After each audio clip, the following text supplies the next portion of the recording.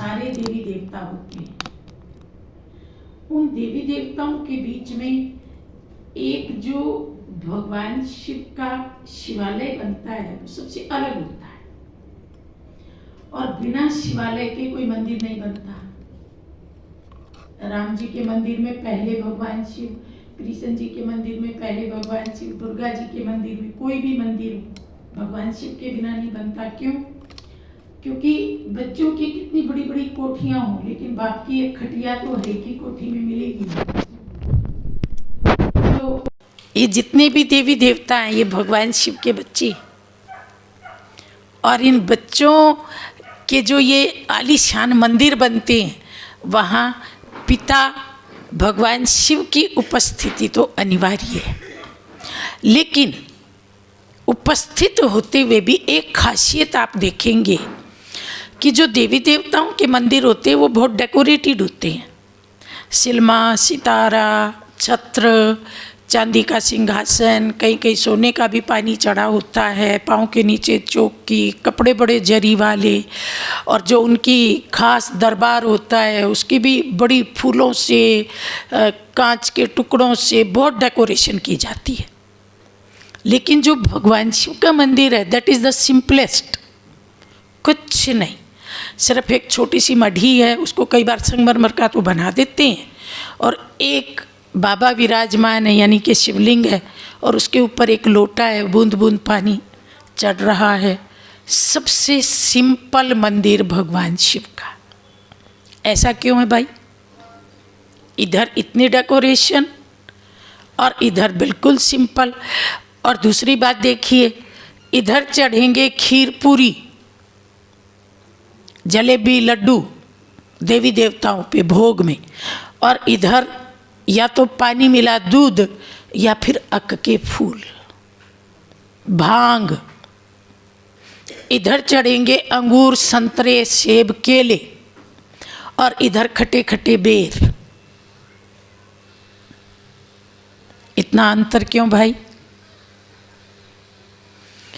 इसे जानने के लिए हमें भगवान शिव की पूरी बायोग्राफी जाननी पड़ेगी। वो हैं कौन, रहते कहाँ हैं, करते क्या हैं।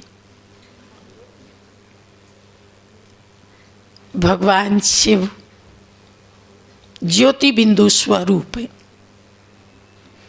इसलिए कहते हैं बिन पग चलई सुनई बिन काना, बिन कर करई कर्म विधि नाना। हाथ नहीं, पाँव नहीं, शरीर नहीं, क्योंकि ये सब तो तब मिले जब माँ के गर्भ में आई, और माँ के गर्भ में व्यक्ति आता है कर्मों का हिसाब चुकतू करने। भगवान का कोई कर्म का हिसाब ही नहीं है, इसलिए काहे को वो उल्टा लटके भाई? वो तो सजा है। एक जेल होती है जो गवर्नमेंट की जेल है, दूसरी ये वाली जेल है, और इस जेल में सबको आना पड़ता है, उसमें कोई जाए या ना जाए।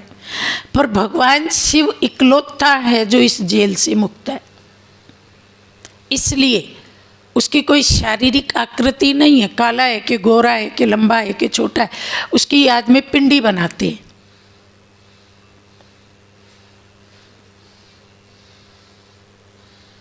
तो वो निराकार है, ज्योति स्वरूप है, अकाय, अजूनी, जन्म मरण रहित, अकाल मूर्त, काल की पहुंच से परे, कालातीत, वो है भगवान शिव।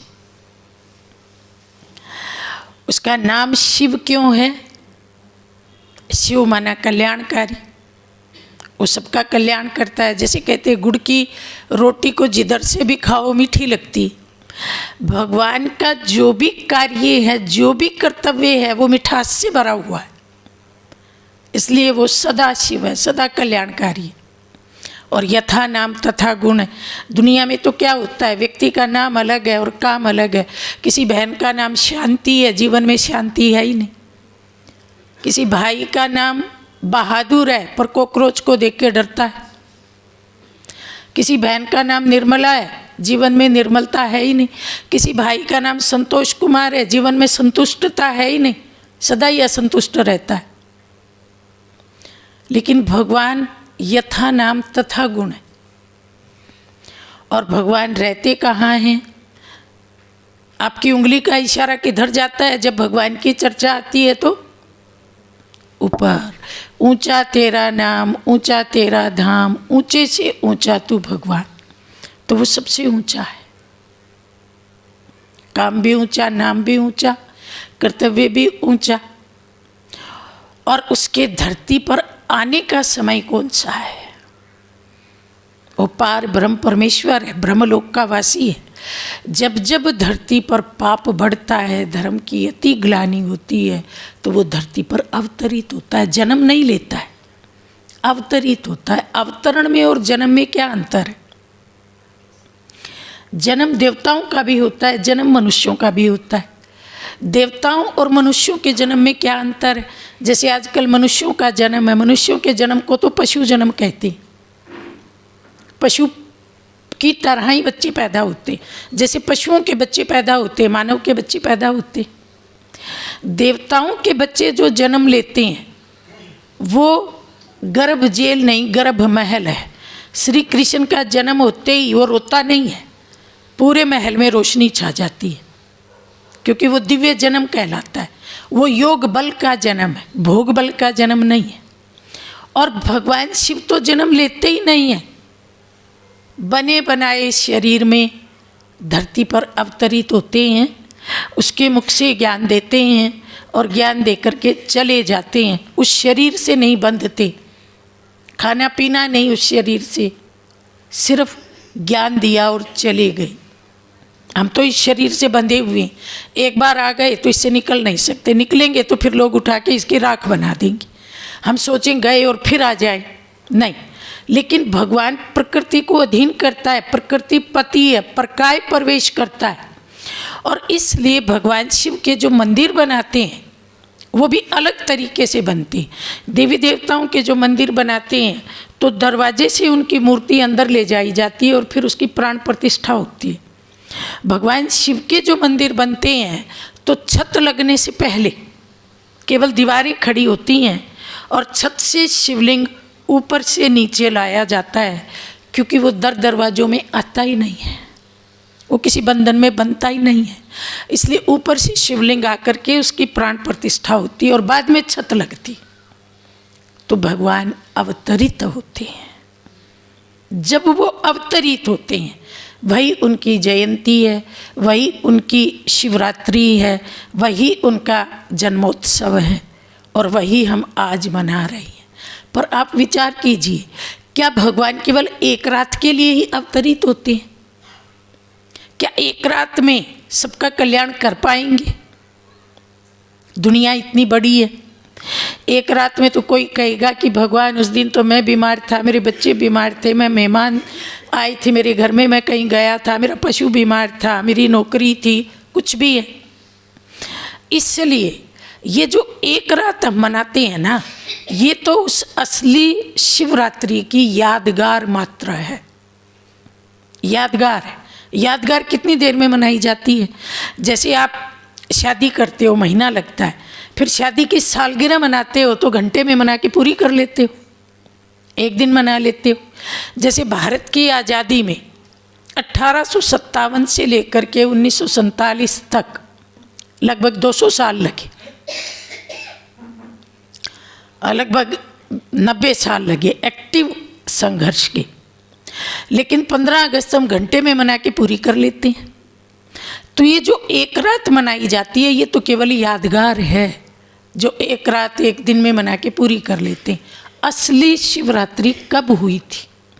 जो लंबी चली थी जिसमें कई रात और कई दिन भगवान हमारे साथ रहे थे, तो वो असली शिवरात्रि तब आती है जब कलयुग का बिल्कुल अंत होता है, सतयुग की शुरुआत होने को होती है, दोनों युगों का मिलन होता है और कलयुग की पाप धर्म ग्लानि वो चरम सीमा पर होती है। चून पुड़ियों में बिकता है, दूध बोतलों में बिकता है, कन्याएं खुद वर मांगती हैं, बालों का श्रृंगार हो जाता है, बच्चे माँ बाप की इज्जत नहीं करते हैं, चारों आश्रम खत्म, केवल एक गृहस्थ आश्रम रह जाता है। आप YouTube खोलो, जया किशोरी से तू शादी कब करेगी, बागेश्वर धाम से तू शादी कब करेगा। एक शादी के अलावा कोई चर्चा ही नहीं है। मतलब शादी इतनी महत्वपूर्ण है। तो 12 साल का बच्चा भी कहता है मेरी शादी कब करेगी, 90 साल का बूढ़ा भी कहता है मेरी भी अब शादी दोबारा कर दो, बुढ़िया मर गई है। सारे आश्रम खत्म, ब्रह्मचर्य आश्रम जड़ से खत्म। 12 साल का भी ब्रह्मचारी आप लाके दे दो मुझे, मैं आपको इनाम दे दूंगी। मन सबके पॉल्यूटेड। और गृहस्थ के बाद वानप्रस्थ और सन्यास की शुरुआत होती थी, वो भी खत्म। 90 साल का भी यहाँ चाबियों का गुच्छा लटका के छम छम करता घूमता है।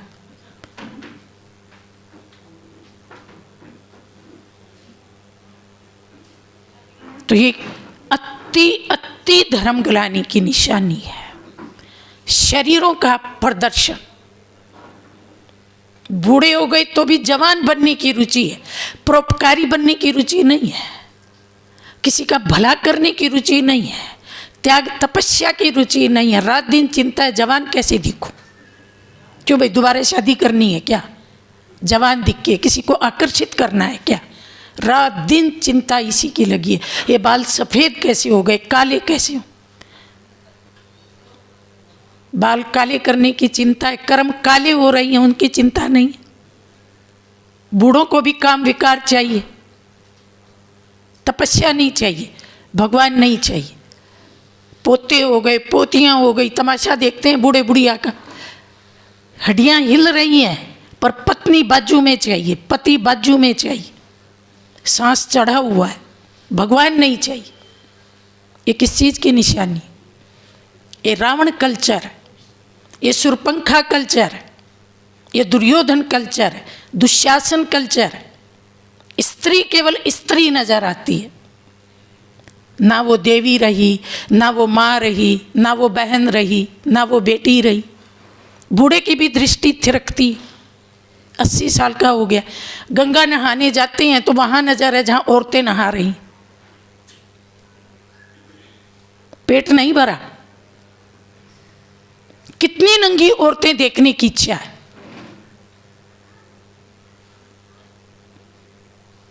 आंखें भगवान पे नहीं टिकती। वीडियो भी वही देखने को पसंद आते हैं। सारा दिन मोबाइल में क्या देखते हैं। ये धर्मग्लानि, पाप की अति। ये लंका का दृश्य है, ये अयोध्या का दृश्य नहीं है।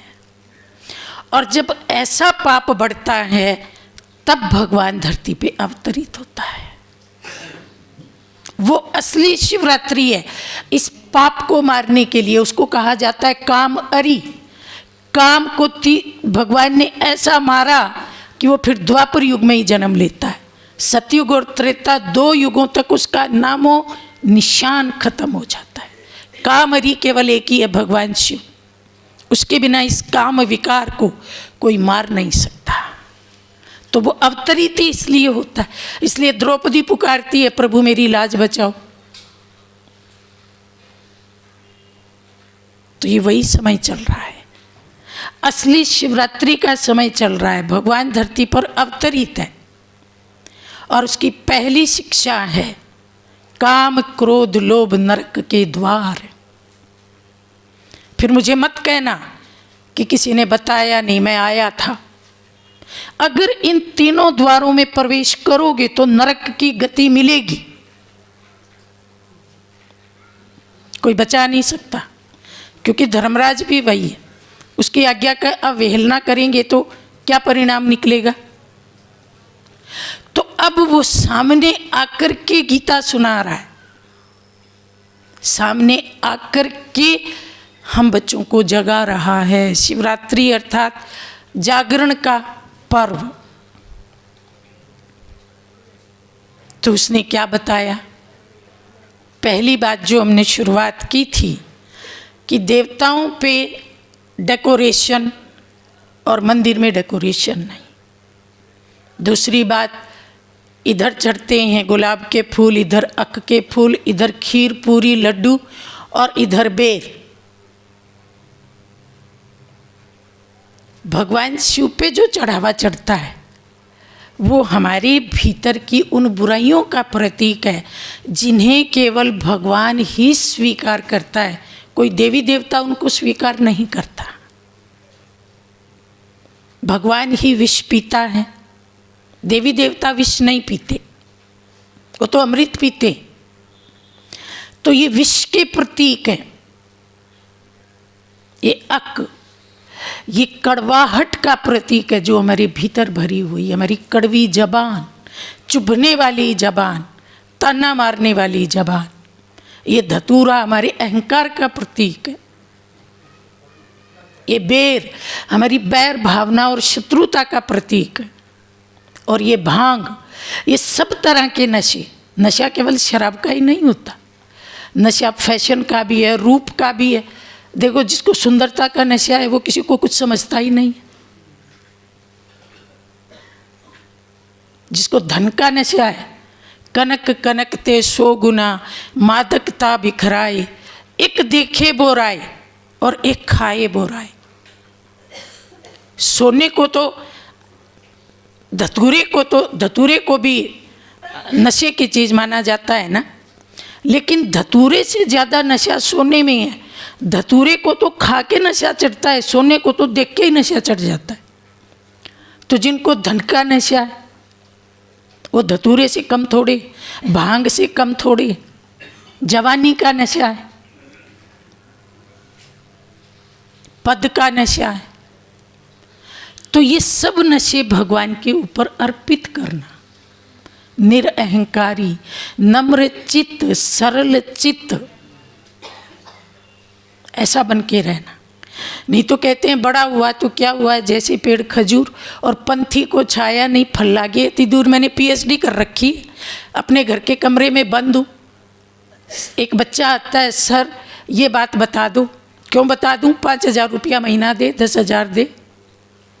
मतलब मेरा ज्ञान बेचने के लिए है, मदद के लिए नहीं है। मैंने डिग्री ऐसे थोड़े ली है। मैं खजूर का पेड़ हूँ, किसी को छाया नहीं दे सकता, किसी को फल नहीं दे सकता। डिग्री का घमंड है। मैं पीएचडी हूँ। जब तक आप सभा में मेरे नाम के साथ पीएचडी नहीं लगाओगे मुझे चैन नहीं आएगा। पर मेरी पीएचडी से फायदा किसको हो रहा है? मेरे धन से किसको फायदा हो रहा है? बिल्डिंग तो मेरी 4 मंजिल की है, सामने एक गरीब आदमी रेडी पर बैंगन बेच रहा है।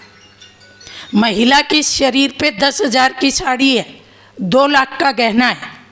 वो आती है लिफ्ट में, बैंगन वाले के पास जाती है, बैंगन किस भाव दिए?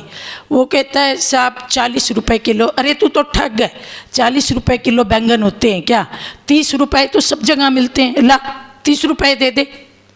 और फिर कहती है 2 बैंगन फालतू में डाल। अरे धनिया मिर्चा तो दिया ही नहीं। और जो सब्जी बेच रहा है उसके पाँव में एक चप्पल दूसरी है, दूसरे पाँव में दूसरी है, पजामा यहाँ तक फटा पड़ा है। अब आप बताओ दाता कौन और भिखारी कौन? तो धन का नशा है लेकिन मदद नहीं है, ये अहंकार है। ये भगवान को अर्पित करना था। और हमने क्या किया? भगवान को भी चकमा देने की कोशिश की, असली नहीं नकली चढ़ावे से खुश करने की कोशिश की। तो भगवान खुश हुए क्या? कहाँ खुश हुए? खुश होते तो आज कालकंटक दूर, भंडारे भरपूर होते। कालकंटक कहाँ दूर हुए? हर घर में समस्या। कोई भी हमें घर में बुलाता है तो सबसे पहला सवाल ये होता है कि इस घर की समस्या कैसे मिटे। अमीर हो गरीब हो, हर घर में समस्या। कालकंटक दूर होते तो हम खुश होते। तो ये भगवान शिव का चढ़ावा उन कमी कमजोरियों का चढ़ावा है, बुराइयों का चढ़ावा है, हमारे भीतर की उस काली माँ का चढ़ावा है, ताकि हम गोरे और उजले हो जाएं, देवताओं की तरह सुंदर, प्रकाशमान, दिव्य, अलौकिक, आकर्षक बन जाए।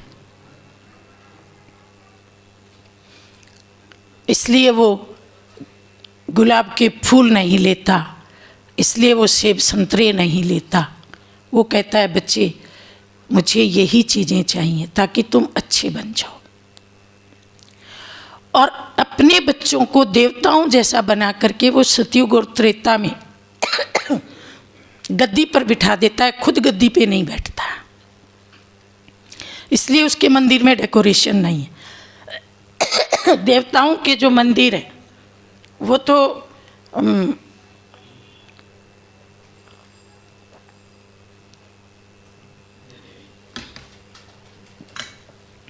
सतयुग के महलों जैसे बनाए जाते हैं।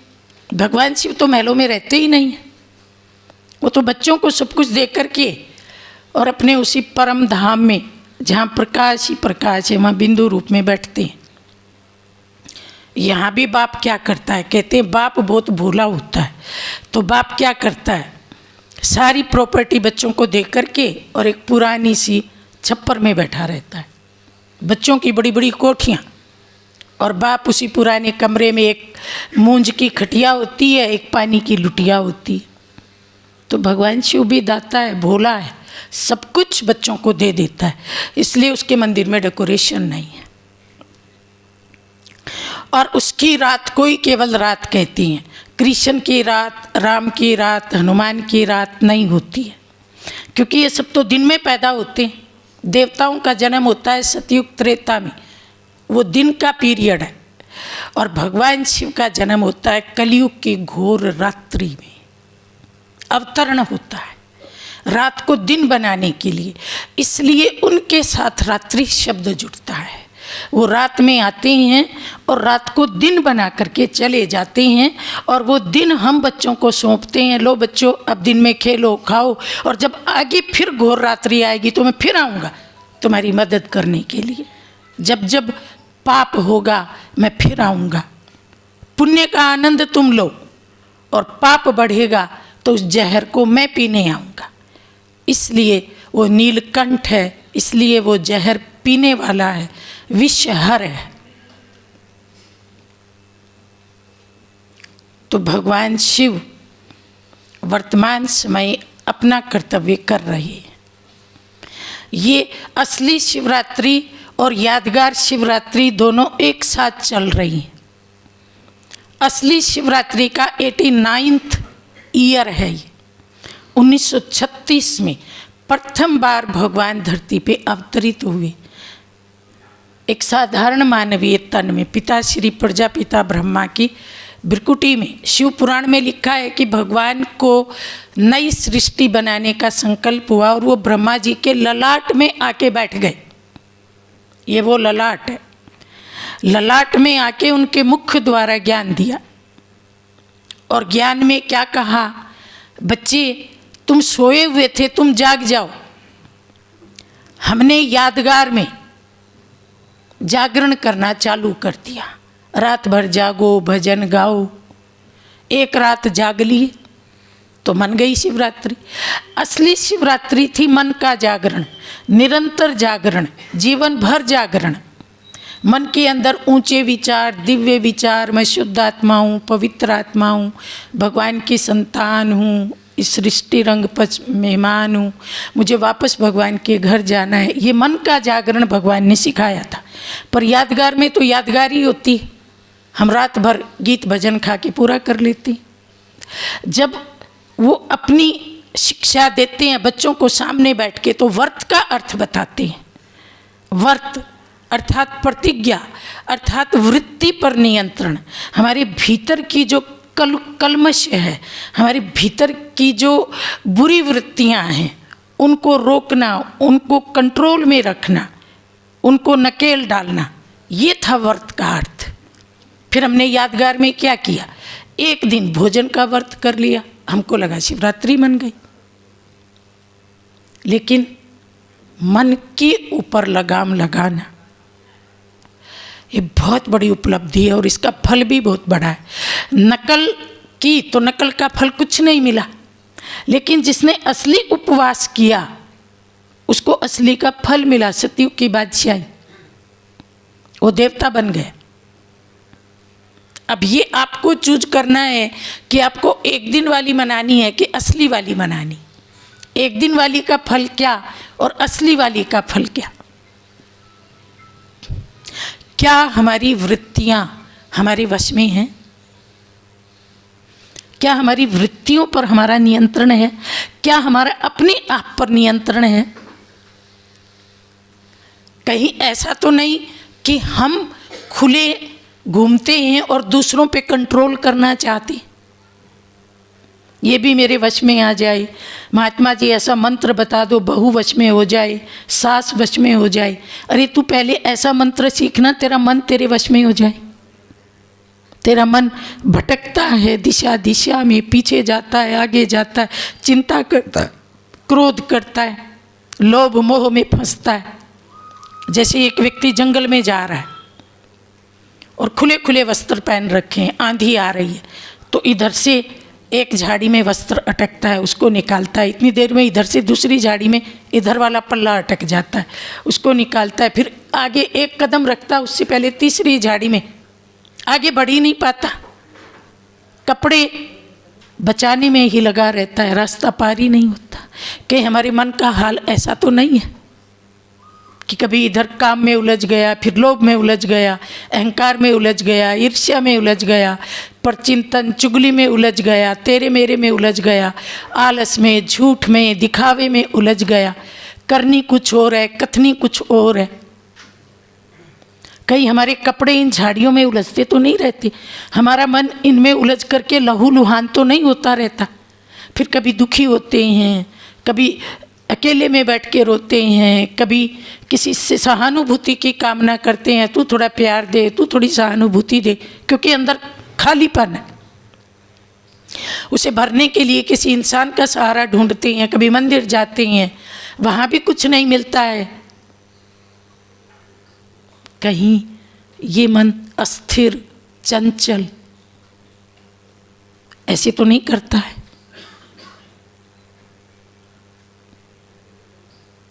तो पहले अपने मन को तो कंट्रोल में करो, फिर हम दूसरों की तरफ बढ़ेंगे। तो वृत्तियों का नियंत्रण, घड़ी घड़ी अपने मन को देखो, ये किस बुराई की तरफ जा रहा है। क्या ये बात दूसरा करे तो मुझे अच्छा लगेगा?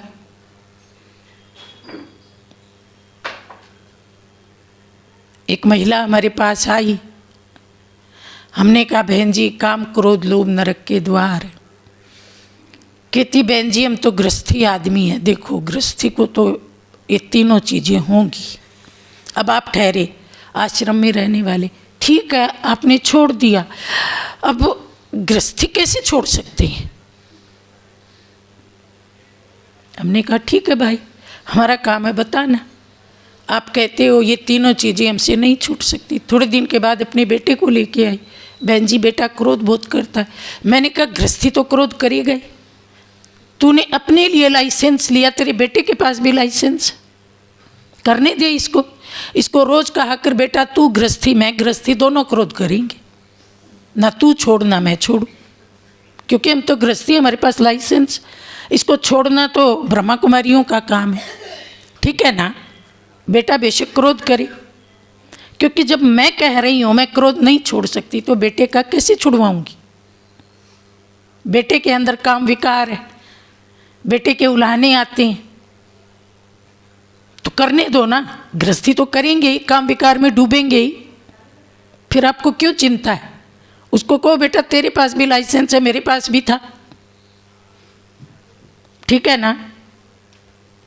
अंकुश नहीं चाहिए ना, क्योंकि जब तक हम खुद पे अंकुश स्वीकार नहीं कर सकते बच्चों पे कैसे होगा। बहू लोभी बहुत है, यहाँ का सामान उठा करके पियर दे आती है, पैसे छिपा के रखती है, तो तुम तो गृहस्थी हो भाई, लोभ नहीं करोगे तो घर कैसे चलेगा? करने दो उसको, बुरी क्यों लगती है वो? मतलब मैं करूं तो अच्छा और दूसरा करे तो बुरा, फिर ये दो पैमाने क्यों? पैमाना तो एक ही होना चाहिए।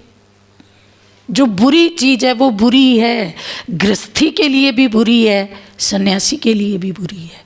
जहर है वो जहर है, गृहस्थी खाएगा तो भी नुकसान करेगा, सन्यासी खाएगा तो भी नुकसान करेगा। ये जहर है, ये किसी के मित्र नहीं है। इनके ऊपर नियंत्रण, ये है व्रत। भोजन का त्याग, गरीब आदमी तो भोजन का त्याग करके बैठा ही रहता है।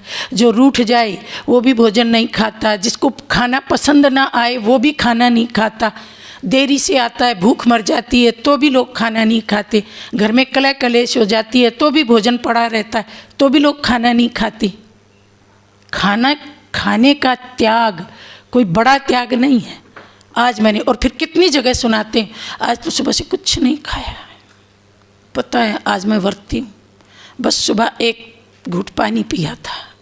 मतलब मैंने आसमान के तारे तोड़ लिए एक दिन भूखे रह करके।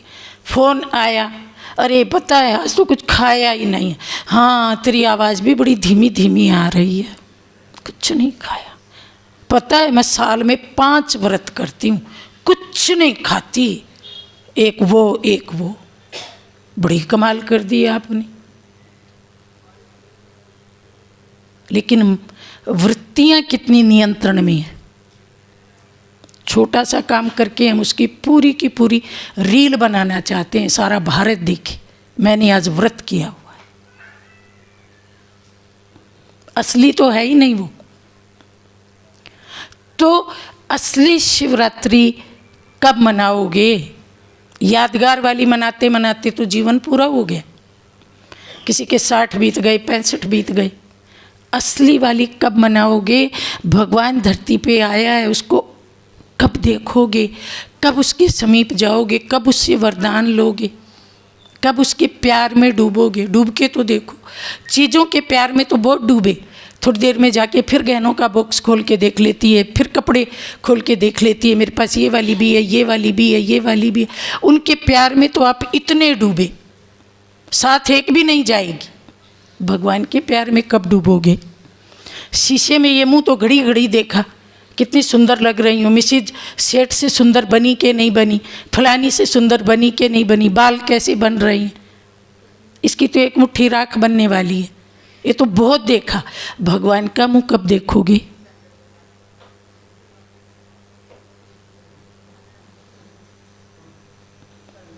तो इस शिवरात्रि पे कुछ नया कीजिए। अगर हम पुरानी राहों पे चलेंगे तो पुरानी मंजिल मिलेगी, नई मंजिल पानी है तो नई राहों पे चलना पड़ेगा। तो कुछ तो नया कीजिए, कुछ तो भीतर से नया कीजिए। नया कपड़ा खरीद लिया वो नवीनता नहीं है, नए मकान में शिफ्ट हो गए वो नवीनता नहीं है। और एक से तो मैंने पूछा, भाई तुमने पिछले साल से इस साल तक क्या नवीनता की? कहता है पिछले साल 50 साल का था, अभी 51 का हो गया। ये बायोलॉजिकल चेंजेस तो अपने आप आ जाते हैं। खटिया पे सोए रहोगे तो भी 50 से 51 के हो जाओगे। आयु का बढ़ना कोई बहुत बड़ी प्राप्ति नहीं है। विवेकानंद तो 40 साल का ही था, 200 साल जितने काम कर गया 40 साल में। लंबी आयु की आवश्यकता नहीं है।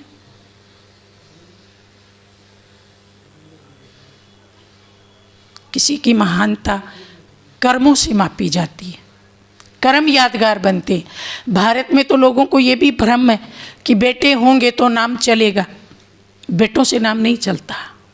धृतराष्ट्र के 100 बेटे थे, डूब गया नाम, कोई नाम भी नहीं लेना चाहता। किसी ने आज तक धृतराष्ट्र नाम रखवाया? दुर्योधन, दुशासन, दुकर्ण, किसी ने नाम रखवाया? डूब गया नाम। भीष्म पितामह को एक भी बेटा नहीं था, आज भी हजारों लोग भीष्म नाम रखवाते। भीष्म के नाम से कितनी योजनाएं चलती। विवेकानंद को एक भी बेटा नहीं था। कोई 10 करोड़ का हॉस्पिटल बनवाता है, नाम लिखवाता है विवेकानंद हॉस्पिटल, अपने बाप का नाम नहीं लिखता, विवेकानंद का नाम लिखता है। तो कोई ऐसी यादगार बनाएं, इस शिवरात्रि पे कोई ऐसा कर्म करें। कहानियाँ तो बहुत पढ़ी, अपने जीवन को कहानी बनाएं। इतिहास बहुत पढ़ा, इतिहास की खुद रचना करें ताकि लोग हमें पढ़ें। वो सब कर्मों से होता है। और भगवान शिव धरती पे आके हमें महान कर्म करना सिखाते हैं। और सबसे महान कर्म क्या है? अपने मन का शुद्धिकरण। आजकल यमुना की सफाई बड़े ज़ोर शोर से हो रही है।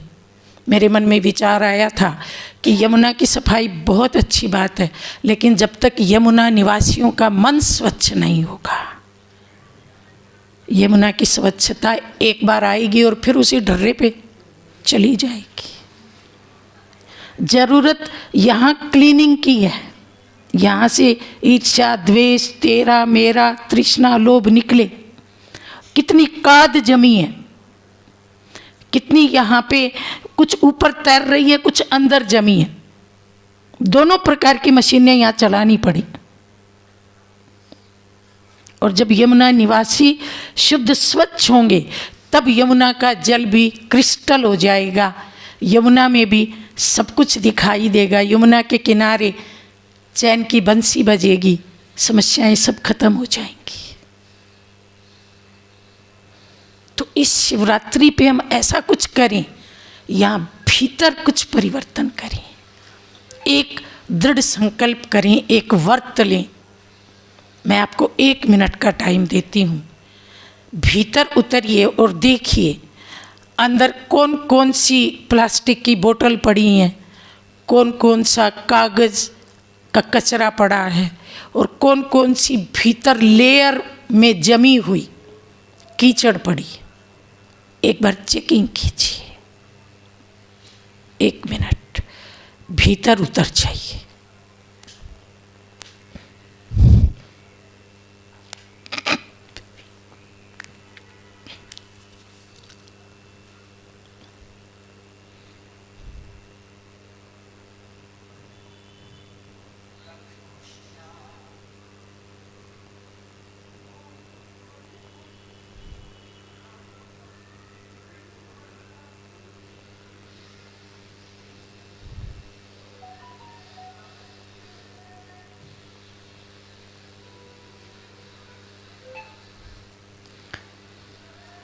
ओम शांति। ये वो चीज़ें हैं जो यहाँ बहती यमुना को गंदला करती हैं। तो इस शिवरात्रि पर आपको कुछ तो मिला होगा, कोई खाली बोतल, कागज़, कुछ तो मिला होगा। ये भगवान शिव को अर्पित करनी है। 2 दिन बाकी हैं शिवरात्रि के, 26 को है।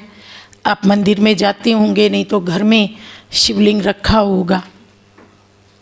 जरूर ये सब चीज़ें भगवान को अर्पित करनी है।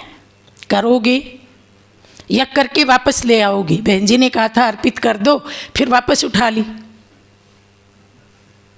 ऐसा तो नहीं करोगे। दी हुई चीज़ वापस लेने का क्या होता है मालूम है ना? दिया तो दिया, फिर वापस नहीं लेना होता है। एक बार बुखार उतर गया और डॉक्टर कहे मैंने एक बार तो उतार दिया, अब ये दोबारा फिर आएगा, आपको कैसा लगेगा? अच्छा लगेगा? तो ये तो बुखार से भी भयंकर है। बुखार का तो इलाज है, जगह जगह हॉस्पिटल हैं। इनका कोई हॉस्पिटल भी नहीं है, कोई दवाई भी नहीं है।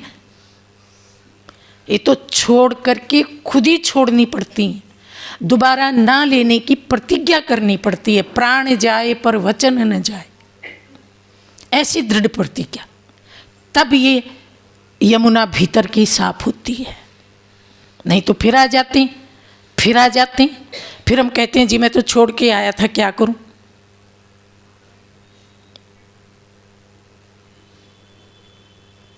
मेरा मन मेरी मर्जी के बिना कुछ नहीं कर सकता।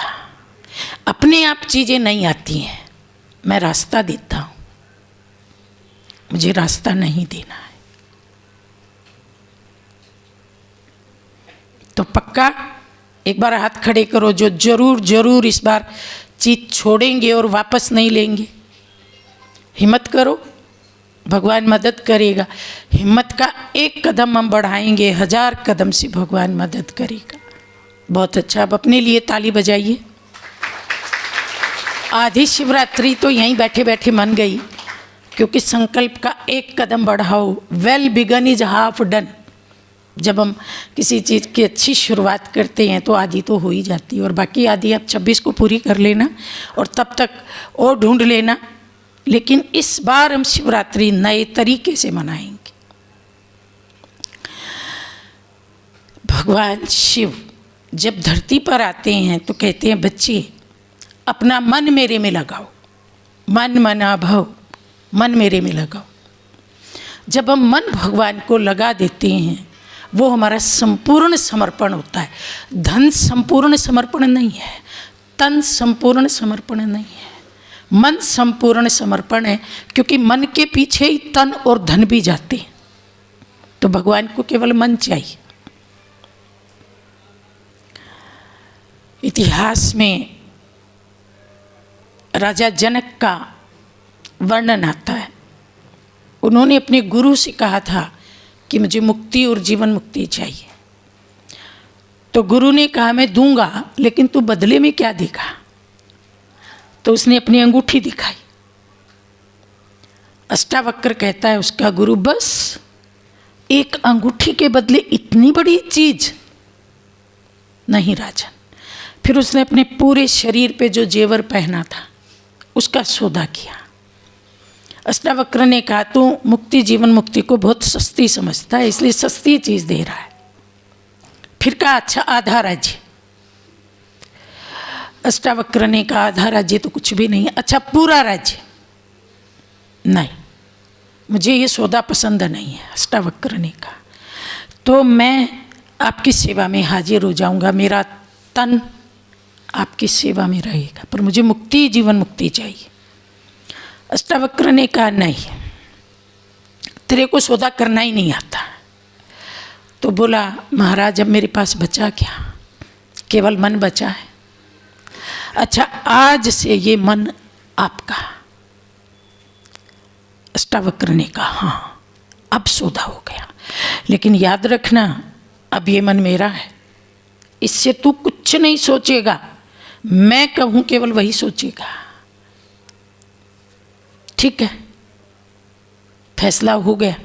मन गुरु का है, मन गुरु में ही लगा हुआ है। और इतना कह के राजा घोड़े पे चढ़ने लगा तो राजा का एक पांव घोड़े की जो नीचे रकाब होती है उसके ऊपर था, और एक पांव अभी जमीन पे भी नहीं था और घोड़े पर भी नहीं था। तो अष्टावक्र ने पूछा, आप कहाँ हो? जमीन पर हो? बोला नहीं। घोड़े पर हो? बोला नहीं। बोला यही जीवन मुक्ति है, जमीन पर भी नहीं, घोड़े पर भी नहीं, जीवित भी नहीं, मृत भी नहीं, जिंदा हो। जिंदा का मतलब होता है संसार में उलझा हुआ, जिंदा नहीं हो। अच्छा मृत हो? मृत का मतलब है आत्मा अलग हो गई, मृत भी नहीं। जीवित हूं पर संसार के सब बखेड़ों से मुक्त हूं, सब विकारों से मुक्त हूं। ये है जीवन मुक्त अवस्था, और ये है शिवरात्रि का वरदान, भगवान शिव का वरदान। ये है मन मना भव मंत्र का वास्तविक अर्थ। संसार में रहो लेकिन जैसे संसार में है ही नहीं, जिंदा तो हैं पर दुनिया में नहीं है। फिर कहाँ है मन? कहाँ है मन? तो अर्पित कर दिया ना गुरु को। सब गुरुओं में गुरु महान, सच्चा सतगुरु शिव भगवान। सब गुरु जो दुनिया में घूम रहे हैं कथा सुनाते हुए, उनको भी ताकत कौन दे रहा है? वही सतगुरु। सतगुरु एक है, गुरु तो बहुत सारी। तो भगवान ने कहा था मन मेरे में लगाना। हमने क्या किया, मंदिर में भगवान शिव की पत्थर की शिवलिंग बनाई और उसके ऊपर एक मटका टांग दिया, उसमें से बूंद बूंद गिर रहा है। भगवान ने कहा था ये मटका है, और इस मटके में जो संकल्प भरे हैं वो मेरे पे अर्पित करना।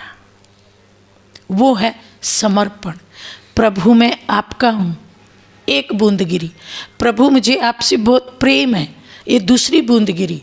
प्रभु मैं आपका बच्चा हूँ, आपकी शरण में हूँ, मेरे सहारे आप ही हो, ये और बूंदें गिर गई।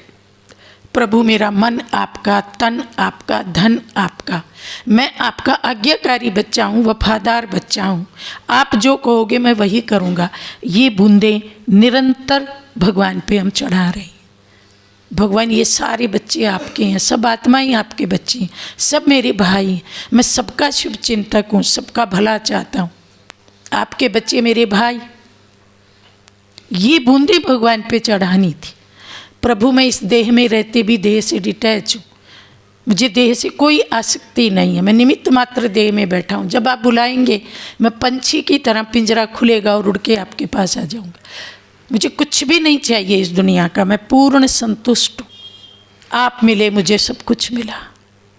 ये बूंदें हर घड़ी हर पल भगवान पे चढ़ानी थी। ये था मन मना भव, ये था मन का समर्पण, ये थी सच्ची शिवरात्रि। पर हम तो लोटा ले गए, जल चढ़ाया, और जल चढ़ाते भी क्या सोच रहे थे, बाहर संतरे वाला खड़ा था, बहू ने कहा था 1 किलो संतरे ले आना। इधर हाथ लोटा चढ़ा रही है, इधर संतरे की रेड़ी घूम रही है, चला ना जाए, चला ना जाए। मंदिर में जाके भी मन नहीं लगा, घर में तो क्या लगेगा, तो कितना फल मिलेगा उस जल चढ़ाने का। माला तो कर में फिरे और जीभ फिरे मुख माही, और मनवा तो चहु दिशी फिरे, ये तो सिमरन नाई। भगवान कैसे खुश होगा। उसका नाम है अवधरदानी, उसका नाम है आशुतोष। आशुतोष का मतलब है बहुत जल्दी खुश होने वाला।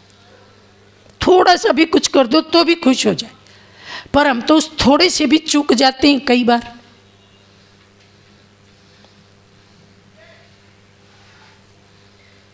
तो उसे खुश कीजिए, उसकी दुआएं लीजिए। एक बार उसकी दुआएं लेकर के देखो, काल कंटक दूर, भंडारे भरपूर, बिन मांगे सब कुछ मिल जाएगा। तो आप सब यहाँ आए, आपने भगवान की महिमा सुनी, आपके कान पवित्र हो गए।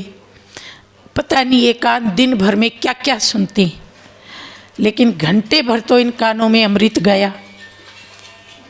तो ये अमृत आत्मा को अमर बनाने वाला, अमर पद दिलाने वाला है। ये बहुत बड़ा भाग्य है। 1 घड़ी आधी घड़ी और आधी की पुनः आध, और तुलसी सत्संग साध की कटे कोट अपराध। तो ये छोटी बात नहीं है, आपने घंटा भर निकाला। इसका पुण्य बहुत भारी है, पर इसको आगे बढ़ाते जाना। ये एक बार घंटा नहीं निकालना, बार बार निकालना, ताकि ये पुण्य डबल ट्रिपल ऐसे बढ़ते बढ़ते पदम गुना हो जाए। इन्हीं शुभकामनाओं के साथ आपको शिव जयंती की पुनः पुनः बहुत बहुत बधाई। ओम शांति।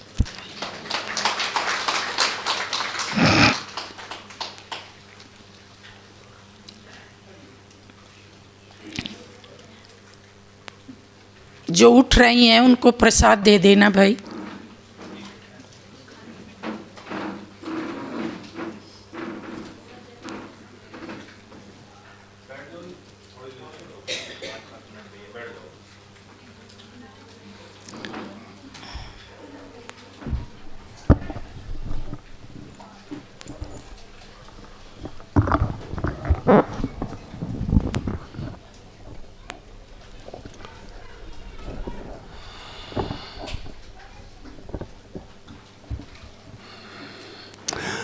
ओम शांति।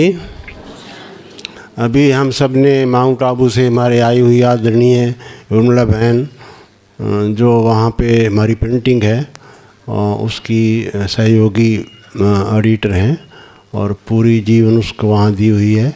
और आपने उनके द्वारा शिवरात्रि का महत्व सुना, कैसे मनाई जाए। तो एक बार ज़ोरदार तालियों से हम आपका बहुत बहुत आभारी हैं। और साथ साथ मैं ये देखता हूँ कि सारी बहनें भी आई हैं, और भाई भी मैं देखता हूँ आए हैं। और आए हैं तो ज़रूर इच्छा होगी, संकल्प होगा भी हाँ कुछ ना कुछ करें। क्योंकि मानव जीवन जो है, क्योंकि मैं तो शुभ भावना देनी थी, मैंने कहा था हमारे अनु बहन जी हैं, उन्होंने कहा कि आप ही दे दो, तो मैं उनकी ओर से दे रहा हूँ कि आप पहुँचे हैं तो इसका माना आपके अंदर संकल्प है कि हमें कुछ मिलना चाहिए। अभी आप सबने शिवरात्रि का ये सुना है, तो हमने भी सुना था आज बहुत साल पहले, 68 की बात है, 55-56 साल हो गए हैं। लेकिन ये था कि मनुष्य अब करें क्या। दो बातें मैं आपको बताना चाहता हूँ कि भी शिव के बारे में सुना शिवरात्रि के ऊपर, कि शिवलिंग के ऊपर नहीं चढ़ा, ये जो चढ़ाते हैं दूध चढ़ाते हैं, पानी चढ़ाते हैं, एक्चुअली ये सिंबॉलिक चीज़ें हैं कि भी दूध जैसा पवित्र मन कर लो, पानी जैसा शीतल कर लो, आग के जैसे जो बुराई है उस पर चढ़ा दो। ये सुन लिया हमने, चढ़ाएँ कैसे, करें कैसे। इसलिए इसमें दो शब्द जो आपने बहन जी के द्वारा भी सुने हैं, मैं भी आपको थोड़ा रिपीट करता हूँ कि इसमें ये दो बातों के लिए हमारे अंदर से जो इम्प्योरिटी कैसे निकली, बुरे शब्द कैसे निकले। मैं तो सिगरेट बहुत पीता था, ड्रिंक करता था, मैं इसलिए आपको बता रहा हूँ कि मेरी लाइफ, ऐसा मत सोचना कि ब्रह्मा कुमार कुमारी जो बन गए ये पहले से बहुत अच्छे हैं और ये इनकी लगन, नो, हम भी परिवारों से आए हुए हैं, गृहस्थियों से आए हुए हैं, और जीवन दिए है, टाइम था इसलिए परिवार वालों से पूछा कि मैं जीवन इसमें लगाना चाहता हूँ, बहनों ने पूछा वो इसमें लग गए हैं। तो ऐसा नहीं है कि भी आपको यहाँ बीके बन जाएं और ब्रह्मा कुमार कुमारी बन जाएं, इसलिए ये बहनें जो भाषण नहीं करती हैं। मेरे को भी याद है, मैं पूना में था, मेरी पोस्टिंग जब अम्बाला में थी, पूना में थी, तो मैंने पूछा भी वाइट कपड़े पहन के ये करती क्या हैं आप, तो उसने कहा भी हमने परमात्मा का, शिव का ये संदेश दे रही हैं कि वो शिव परमात्मा सृष्टि पर ज्योति स्वरूप आ चुका है। पहली बात मैं ये आपको बताना चाहता हूँ। और दूसरा उसने ये कहा कि भी देखो मैं आपका पिता हूँ, वो ज्योति स्वरूप हूँ और मैं आपका पिता हूँ। आप कैसे हो, ये बॉडी नहीं है, ये शरीर नहीं, हड्डी मांस का पिंजरा नहीं है, ये तो राम राम सत्य हो जाएगी। इसके अंदर से जो आत्मा निकलने वाली है, ज्योति स्वरूप स्पिरिट निकलने वाली, एनर्जी निकलने वाली है, वो आप हो और उसका मैं बाप हूँ। इसका बाप नहीं हूँ मैं, ये इसका बाप अलग अलग है, लेकिन इसके अंदर जो एनर्जी है, जो शक्ति है, उसका मैं बाप हूँ। अब वो शक्ति जो है वो कमज़ोर होगी है। अब मेरे से आप योग लगाओ, यहाँ ब्रह्मा कुमारी के अंदर मेडिटेशन सिखाया जाता है, और मैं आपसे रिक्वेस्ट करता हूँ सिर्फ 10 मिनट आप कर लें, अच्छी तरह सीख करके। 7 डेज़ का कोर्स भी होता है यहाँ पर थोड़ा मेडिटेशन सीख लें, और मेडिटेशन सीख करके कि हम आत्माओं के अंदर वो विचार कैसे आएँ, उस पिता से हम बात कैसे करें, क्योंकि हम माँ बाप से सारा दिन हम बात करते हैं। एक दफ़ा मेरे वो काट दिया था, क्या नाम, चालान काट दिया था मेरा, मैं पुलिस वालों को कहा भी कोई बात नहीं, काटो हुए, तो मैं उनसे यही बात कर रहा था। मैंने कहा भी आप मैंने कहा एक बात मुझे आप सुनाइए, चालान मेरा काट दिया क्योंकि मेरी मिस्टेक थी, लेकिन आप ये बताइए कि आप सबसे बात करते हैं परिवार के अंदर, घर से, बच्चों से, सबसे? उसने कहा यस करते हैं, 3-4 थे पुलिस वाले। तो मैंने कहा अच्छा ये बताइए आपने कभी अपने आप से बात की है? अपने आप हैं कौन, अपने आप से बात की है? हाउ आर यू, आप क्या हाल है, good morning, good evening, good night, that is right, वो ठीक बात है। लेकिन मैं अपने आप से पूछूं भी क्या हाल है मेरा, दैट वी नो कलयुग के अंदर हमारा क्या हाल हुआ। इसलिए मेरी रिक्वेस्ट ये है कि सिर्फ मैं कौन हूँ, 10 मिनट बैठ करके इस मस्तक में ज्योति स्वरूप, बहुत ही शुद्ध हूँ। कहो तो मैं आपको छोटा सा 2 मिनट के अंदर मैं अपना अनुभव इसलिए सुनाना चाहता हूँ ताकि ऐसा ना सोचें कि भी हम भी ऐसे, हम तो नास्तिक थे पक्के। मैं पूना में था, मेरे को एक किताब मिली थी, मैं लंबा नहीं करता हूँ, मेरे को जो सीन जो दिखाई दिया तो मैं आपको बताना चाहता हूँ। ऐसा मत सोचो कि मेरे को भी सीन वो दिखाई दे तब मैं ऐसा बनूँगा। तो मैंने वो किताब पढ़ी क्योंकि मेरे को गोवा में समुद्र में फेंकनी थी, मेरे दोस्त ने दी थी, तो उसने कहा इसको समुद्र में फेंक देना, क्योंकि मैं तो मिलिट्री में था, 20 साल 21 साल हमारी उम्र थी, पर फिर भी मैंने कहा चलो फेंक दूंगा भाई। कहता मैं पढ़ूंगा नहीं क्योंकि यंग एज है, मिलिट्री के अंदर खाओ पियो मौज करो, ये तो हमारी कहावत थी। तो खैर 5-7 दिन के बाद वो मुझे याद आया भी ये किताब फेंकनी थी समुद्र, क्योंकि हम शाम को घूमने जाते थे। तो मैंने कहा इसके 2 अक्षर पढ़ लेता हूँ, सिर्फ 2 अक्षर मैं बताऊँ। लाइफ को चेंज करने के लिए बहुत बड़ी बात नहीं होती। वाल्मीकि को किसी संत ने कहा था कि भी तू जाके घर वालों से पूछ, तेरे साथ देंगे, डाका डालता है, चोरी करता है, जाके पूछा, उसने कहा नहीं कोई नहीं साथ देने वाला। बदल गया, तुलसीदास बदल गया, 2 शब्दों से बदला है। इसलिए ऐसा मत सोचना कि बहुत लंबी चौड़ी ज़िंदगी के अंदर सारा दिन पड़ेगा, नो। सिर्फ मैं सुना रहा था आपको, तो उसमें से 2 शब्द मैंने पढ़े। सच्ची बता रहा हूँ आपको, मैं सिगरेट 11 साल पी है और मैं ड्रिंक करता था मिलिट्री के अंदर, और मैं उस 2 शब्दों से एक लाइन पढ़ी थी, मैंने कहा कल फेंक देंगे इसको। 2 शब्द क्या पढ़े कि ये बॉडी जो है ना, हड्डी मांस, ये राम राम सत्य होगा, ये जाएगा, लेकिन इसके अंदर आप कौन हैं? उसके अंदर ये लिखा हुआ था कि आप मस्तक के अंदर एक ज्योति स्वरूप हीरा हैं, बहुत सुंदर हैं, शुद्ध हैं, पवित्र हैं, आप मेरी संतान हैं। और जैसे ही मैंने ये 2 शब्द पढ़े कि ये शरीर आपका मंदिर है, बहुत पश्चाताप हुआ मेरे को। मैंने कहा मंदिर है, उसके अंदर कितनी सिगरेट पी है मैं, तो कितना ड्रिंक मैंने कर गया है। That is I feel guilt कि भी मैं क्या कर सकता हूँ आप। और मैं आधा पौना घंटा वहाँ बैठा रहा। मैं सही बता रहा हूँ, हालांकि 56 साल हो गए हैं, मैंने बॉडी को नीचे देखा और बॉडी के ऊपर मैंने चमकता हुआ हीरा बहुत सुंदर देखा। इतने वर्ष हो गए मैं जो आपको बता रहा हूँ, मेरे को आज वो सीन याद है। अब ऐसा मत सोचना कि हमें भी कुछ दिखाई दे तब हम आगे बढ़ेंगे, नो। अभी तो बहुत ही हमारा ब्रह्मा कुमारी का मेडिटेशन बहुत क्लियर हो चुका है। तो अभी आप, इसलिए मैं आप कह रहा हूँ कि मैं आधे पौने घंटे के बाद मेरे को इतना आनंद आया कि सच में मैं इतना सुंदर हूँ, इतना शुद्ध हूँ, इतना पवित्र हूँ। I can't believe it. मैं तो कभी सोचा ही नहीं था। That is meditation. बस ये मैं आपको 2 शब्द इसलिए सुनाया क्योंकि वैसे तो हमारे बहन जी ने सारा कुछ सुना दिया आपको। बस ये 10 मिनट बैठ के बात कर लें कि बच्चे, मैं तेरा पिता हूँ, सॉरी मैं तेरा बच्चा हूँ। वो कहता है हाँ यस, मेरा बच्चा हो, मेरे जैसे हो। ये तो आप देखिए कि DNA चेक कर लीजिए, किसी बच्चे का जो है माँ बाप बिछड़ जाता है तो उसको DNA चेक किया जाता है। जब DNA मिल जाता है तो वो अनाउंस कर देती है मेडिकल साइंस कि भी हाँ इसके माँ बाप ये है ऐसा। तो परमात्मा कहता है मैं शरीर का बाप तो हूँ नहीं, मैं तुम आत्माओं का बाप हूँ। DNA चेक कर लो आप, मेरा और आप आत्माओं का DNA एक है। परमात्मा शांति का सागर है, बट वी वांट, हम शांति चाहते हैं। वो आनंद का सागर है, हम आनंद चाहते हैं। वो प्यार का सागर है, हम प्यार चाहते हैं। तो भाई क्या बात है कि हम इसमें फंसे हुए हैं। इसलिए बहुत बड़ी बात नहीं, थोड़ी सी एक मोमबत्ती जगा दो और पूरे रूम के अंदर अंधेरा है ना, 1 सेकंड के अंदर छोटा सा टुकड़ा मोमबत्ती का पूरी रॉड लाइट कर देगा। That is meditation. में ज़्यादा नहीं, इसलिए शुभ भावना, शुभ कामना।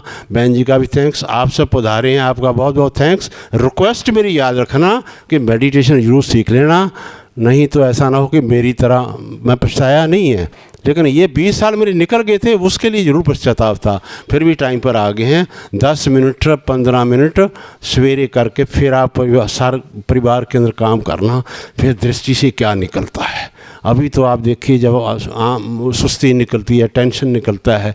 इसीलिए आप देखिए हमारी दृष्टि, हमारा कान, ये सारे बहुत सुंदर हैं। ऐसी कोई भी चीज़ जो है ना साइंस नहीं बना सकती जैसा शरीर परमात्मा ने बनाया। और परमात्मा शरीर के अंदर आत्मा है, वो तो पूछो ही मत। इसलिए 10 मिनट के अंदर बहुत आनंद आएगा। ये मेरी आपसे रिक्वेस्ट है। ओम शांति। बहुत बहुत थैंक्स आपका भी, उर्मिला बहन जी का।